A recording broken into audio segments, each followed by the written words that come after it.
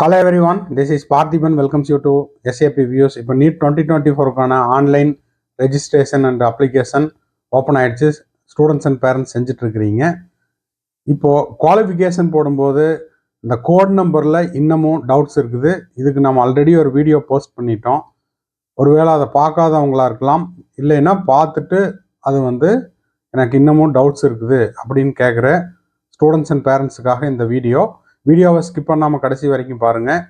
ஆன்லைனில் ரெஜிஸ்டர் பண்ணும்போது ஒரு அன்பான வேண்டுகோள், கண்டிப்பாக நீங்கள் கம்ப்யூட்டரில் இல்லைன்னா லேப்டாப்பை யூஸ் பண்ணுங்கள். அப்போ தான் கரெக்டாக இருக்குது மீன்ஸ் உங்களுக்கு வேறு எந்த சிரமங்களோ இல்லைன்னா அப்லோடிங்கில் எதுவும் டெக்னிக்கல் எரர் அந்த மாதிரியான இஷ்யூஸ் எல்லாம் வர்றதில்லை. கம்ப்யூட்டர் பெஸ்ட்டு, இல்லைன்னா கவர்மெண்ட் ஸ்கூல் லேப்டாப் கூட எல்லாத்தையுமே சப்போர்ட் பண்ணுது அப்படின்ட்டு government school students and teachers சொன்னாங்க. ஸோ எதுவுமே இல்லாதவங்க கவர்மெண்ட் ஸ்கூல் லேப்டாப்பை கூட யூஸ் பண்ணலாம். ஓகேங்களா? சரி, இப்போது 01லிருந்து அந்த எஜுகேஷன் குவாலிஃபிகேஷன் 01லிருந்து 07 வரைக்கும் என்னென்ன அப்படிங்கிறத 1 by 1 உங்களுக்கு புரிகிற மாதிரி கிளியராக சொல்லிடுறேன். இது மட்டும் பத்தாது, நான் இப்போ பேசும்போது உங்களுக்கு பார்த்தீங்கன்னா இங்கே இந்த இடத்துல ஓகேங்களா, அதுக்கான ஸ்லைடும் இருக்கும். அதையும் நீங்கள் செக் பண்ணிக்கோங்க. மைக் ஒர்க் ஆகுதான்னு பார்த்தேன். ஓகே, சரிங்களா? அது மட்டும் இல்லாமல் ஒரு ஸ்ட்ராங்கான டிஸ்க்ளைமர், NTA 2024 ப்ராஸ்பெக்டஸில் பக்கம் எண் 22, 23 இந்த 2 பக்கத்தையும் மறக்காமல் நீங்களும் ஒரு டைம் செக் பண்ணிக்கோங்க. அதிலிருந்து தான் நம்ம இப்போ ஸ்லைடு ரெடி பண்ணி போட்டிருக்கிறோம். ஓகே, இப்போ பார்த்தீங்கன்னா 01 யாருக்கு அப்படின்னா அப்பியரிங் ஸ்டூடெண்ட்ஸ். அப்பியரிங் ஸ்டூடெண்ட் அப்படிங்கிறவங்க யார்? 12th ஸ்டாண்டர்டு படிச்சுக்கிட்டு இருக்கிற மாணவர்கள். இன்னமும் அவங்களுக்கு ரிசல்ட் வரல. மார்ச் மாதத்தில் அவங்க எக்ஸாம் எழுத போகிறாங்க. ஓகேங்களா? மார்ச் 1ஆம் தேதி ஆரம்பித்து 23ஆம் தேதி நடக்குது இல்லைங்களா? அந்த தேர்வில் கலந்துக்க போகிற மாணவர்களுக்கு மட்டும் 01. சார், நான் இதை மாற்றி போட்டுறேன் அப்படின்னா என்ன ஆகும்? ஒருவேளை நான் மாற்றி போட்டேங்க சார் அப்படின்னா ஒன்றும் ஆகாது. உங்களுக்கு எல்லாமே கேட்கும். என்ன எல்லாமே கேட்கும்? உங்களுடைய மார்க்ஸ் எல்லாம் அப்லோட் பண்ண சொல்லும். புரியுதுங்களா? அப்போ 01ன்னு போட்டிங்கன்னா அப்பியரிங் கேண்டிடேட் அப்படின்னா நீங்கள் 12th மார்க்கெல்லாம் எதுவும் ஃபில்அப் பண்ண வேண்டிய கட்டாயம் இல்லை. அப்போ 01 யாருக்கு? 12th appearing students. அது நீங்கள் எந்த ஸ்டேட்டாக இருந்தாலும் சரி, எந்த போர்டில் படித்தவங்களா இருந்தாலும் சரி, 12th அப்பியரிங் போட்டிங்கன்னா 01 போடணும். 01 போட்டிங்கன்னா நீங்கள் உங்களுடைய 12th மார்க்ஸ் ஸ்டேட்மெண்ட் எதையும் ஃபில்அப் பண்ண வேண்டிய அவசியம் கிடையாது. இது 01க்கு. ஓகேங்களா? இப்போ அடுத்த கோட் நம்பர் 02. இப்போ இந்த 02 அப்படிங்கிறவங்க 12th பாஸ்டு ஸ்டூடெண்ட். 12th அப்படிங்கிறது நம்ம ஏன் சொல்கிறோம்? தமிழ்நாடு போர்டில் தான் மேக்ஸிமம் படிச்சிருக்காங்க. தமிழ்நாட்டில் இருக்கிற ஸ்டூடெண்ட்டுக்கு மெஜாரிட்டி அப்படிங்கிறனால நான் அதை சொல்கிறோம். அப்போது 12th சிபிஎஸ்சியோ இல்லை வேறு எந்த போர்டாக இருந்தாலும் சரி, நீங்கள் பாஸ்டு அவுட்டு. ஓகேங்களா? 12th ஈக்குவலான நீங்கள் எந்த போர்டில் படிச்சிருந்த ஸ்டூடெண்ட்ஸாக இருந்தாலும் நீங்கள் பாஸ்டு அவுட் ஸ்டூடெண்ட் அப்படின்னா நீங்கள் 02 போடணும். ஓகேங்களா? அது ரிப்பீட்டர், ரிப்பீட்டர், நீங்கள் எத்தனை டைம் நீட் எழுதினாலும் அதை பற்றி கவலை இல்லை. 02ங்கிறவங்க ஸ்கூலை விட்டு வெளியில் ஓகேங்களா, ஸ்கூலை ப்ரீவியஸ் இயர்லேயோ அதுக்கு முன்னாடி வருஷமோ 2023, 22, 21 நீங்கள் எப்போ படிச்சிருந்தாலும் ஓகேங்களா, ஏன்னா இதுக்கு ஏஜ் லிமிட் இல்லை அப்படின்னு சொல்லியிருக்காங்க. நீங்கள் எப்போ படிச்சிருந்தாலும் அது 02. ஓகேங்களா? சரி, இப்போ கோட் நம்பர் 03 பற்றி பார்க்க போகிறோம். ஒரு சில ஸ்டூடெண்ட்ஸ் ஃபில்அப் பண்ணிட்டு டவுட் கேட்டாங்க, மிஸ்டேக் பண்ணிட்டு டவுட் கேட்டாங்க. சார், நான் ரிப்பீட்டர் அதனால் 02 போட்டேன், ரிப்பீட்டர் அப்படின்றவங்க 03 போடணுமா அப்படின்னு கேட்டாங்க. மீனிங் அது இல்லை. 03 அப்படிங்கிறது யாரு அப்படின்னா இன்டர்மீடியட் போர்டு அப்படிங்கிறது கர்நாடகாவில், ஆந்திர பிரதேசில், ஓகேங்களா, இன்னமும் எங்கெல்லாம் அந்த போர்டு இருக்குதோ, எந்த ஸ்டேட்லையெல்லாம் இந்த போர்டில் நீங்கள் படிச்சிங்களோ அவங்க 03 போடணும். பாஸ்டு இன்டர்மீடியட் ஓகேங்களா? அது ஈக்குவலன் டு 12th ஸ்டாண்டர்ட் அப்படின்னு வச்சுக்கலாம். அது வந்து ஓல்டு பியூசி அந்த மாதிரி ப்ரீ யூனிவர்சிட்டி கோர்ஸ் அந்த மாதிரியான படிப்பு.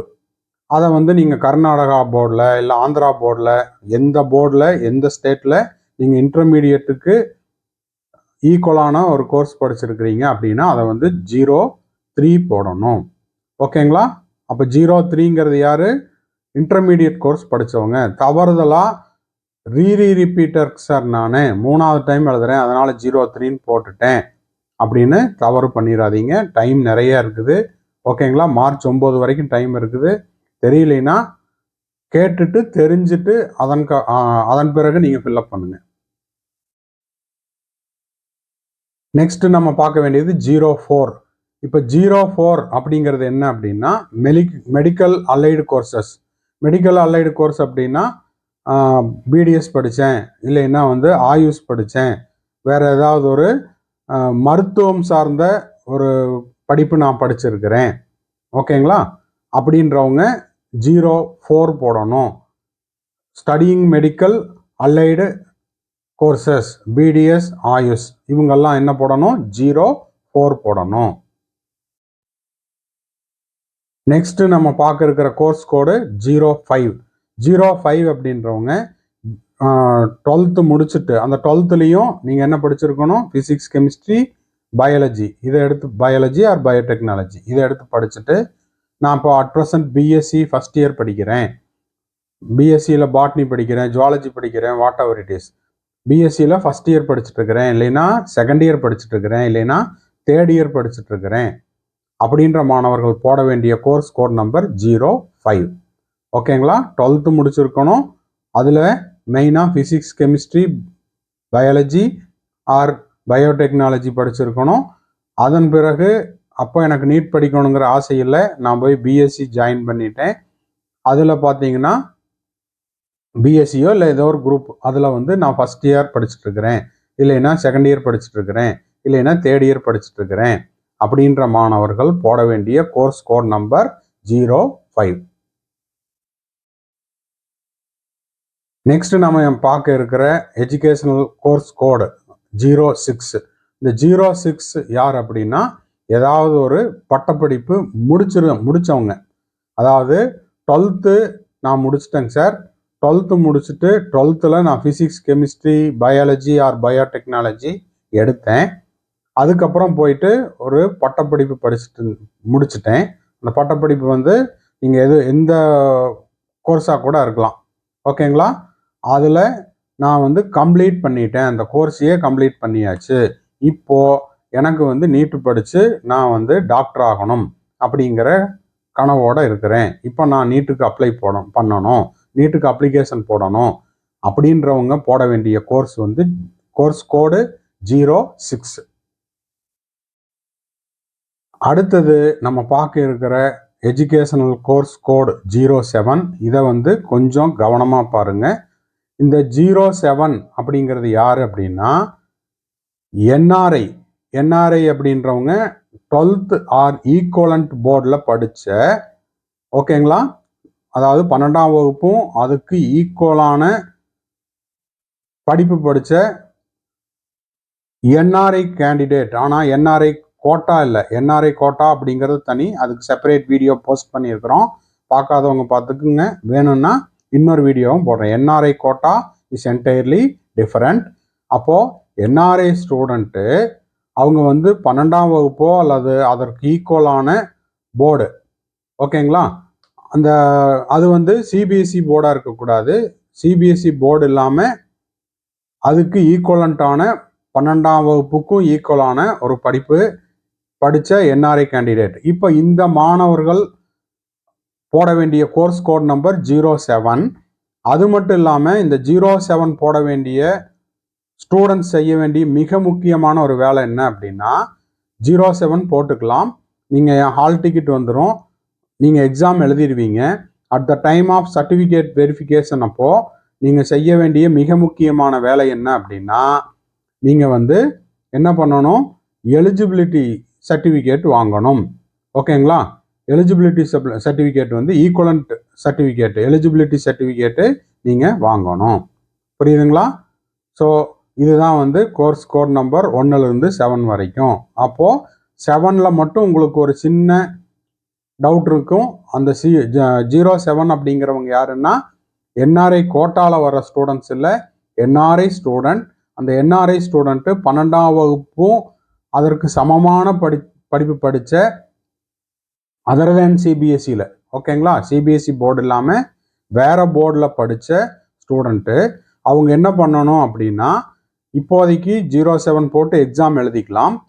திரும்பவும் சர்டிஃபிகேட் வெரிஃபிகேஷன் அப்போவும் அட்மிஷனுக்கு போகும்போதும் கவுன்சிலிங்க்கு போகும்போதும் அவங்க செய்ய வேண்டிய மிக முக்கியமான வேலை என்ன அப்படின்னா அந்த எலிஜிபிலிட்டி அண்ட் ஈக்குவலன்ஸ் சர்டிஃபிகேட்டை அவங்க வந்து சப்மிட் பண்ணணும். ஓகேங்களா? இதுதான் வந்துட்டு educational course code from 01 to 07. இப்போ உங்களுக்கான சந்தேகம் தீர்ந்திருக்கும் அப்படின்னு நினைக்கிறேன். இதோட நிறுத்திக்காமல் நீங்கள் என்ன பண்ணுறீங்கன்னா திரும்ப போயிட்டு பக்கம் எண் 22, 23 NEET 2024 information bulletin released by NTA அதையும் ஒரு முறை தரவாக பார்த்துக்குங்க. ஓகேங்களா? இதை வந்து நம்ம வந்து ஸ்ட்ராங்கான ஒரு டிஸ்க்ளைமராகவும் சொல்லிடுறோம். வீடியோவை முடிக்கிறதுக்கு முன்னாடி நீட் 2024 ஆன்லைன் ரெஜிஸ்ட்ரேஷன் ஓப்பன் ஆகிடுச்சு. உங்களுக்கான கம்ப்ளீட் கைடன்ஸ் 1-to-1 கைடன்ஸ் தேவைப்படுது, இல்லை 1 or 2 டவுட்ஸ் இருக்குது அப்படின்னா ஸ்க்ரீனில் தெரிகிற என்னோட நம்பருக்கு நீங்கள் கால் பண்ணி உங்களுக்கான டவுட்ஸையும் கம்ப்ளீட் கைடன்ஸையும் த்ரூ பெய்டு சர்வீஸில் நீங்கள் பெற்றுக்கொள்ளலாம். ஓகேங்களா? அது மட்டும் இல்லாமல் 2024க்கான study materials and question papers provide பண்ணுறோம். தேவைப்படுறவங்க என்னோட நம்பருக்கு கால் பண்ணி அதுக்கான டீட்டெயில்ஸையும் நீங்கள் பெற்றுக்கொள்ளலாம். தேங்க்ஸ் ஃபார் வாட்சிங். Bye, see you. மறக்காமல் லைக் பட்டனை ப்ரெஸ் பண்ணுங்கள். வீடியோவை நிறைய பேர்த்துக்கு ஷேர் பண்ணுங்கள். சப்ஸ்கிரைப் பண்ணாதவங்க சப்ஸ்கிரைப் பண்ணிட்டு பார்த்தீங்கன்னா சேனலுக்கு ரொம்ப சப்போர்ட்டிவாக இருக்கும். Bye, see you.